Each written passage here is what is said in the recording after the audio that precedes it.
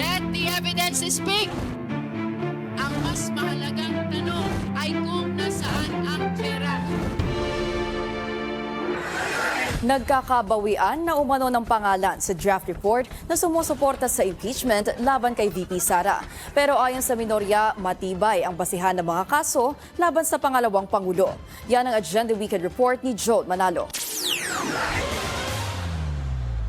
Kumpiyansa ang ilang mambabatas na lulusot sa Kamara ang ulat ng House Committee on Justice patungkol sa impeachment ni Vice President Sara Duterte. Sa kabila ito ng mga balitang may mga kongresista umanong nagdadalawang isip na suportahan ito.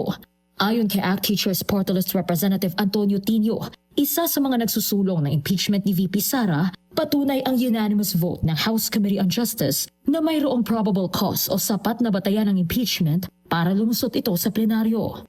Ako, I am very confident na makakakuha ng mahigit pa doon sa 1/3 na kailangan. 106 votes yung 1/3 na kailangan para ma-impeach yung Vice President. I am sure we will get more than that.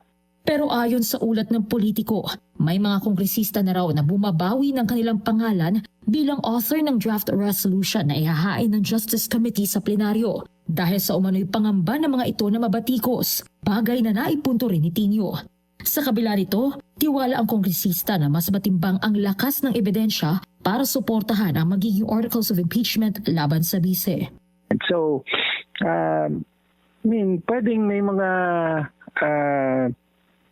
umatras no, sa pag-author, lalo na alam natin yung mga taga Mindanao, nag-worry sila dahil sa patuloy na mataas na ratings ng Vice Presidente. Nakafocus dun sa mga may malinaw na batayan, di ba? At natalakay ito ng mabuti sa nakaraang mga hearing ng Committee on Justice. So I think yung aaprobahang resolution at articles of impeachment ay magiging matibay na dokumento na ipadadala sa Senado. Nanindigan din si Kabataan Party List Representative Rene Co na isa rin sa mga miyembro ng komite na walang dahilan para hindi lumusot sa plenaryo ang magiging articles of impeachment laban kay VP Sara. Sa isang mensahe sa BNC, nanindigan si Co na hindi katanggap-tanggap ang unexplained wealth ng bise at ang higit 6.7 billion pesos na kabilang sa mga umano'y suspicious transactions na hindi nito idineklara sa kanyang salin. Ngayong Lunes, inaasahang aaprubahan ng Justice Committee ang kanilang ulat na siyang magtatakda ng articles of impeachment laban kay VP Sara.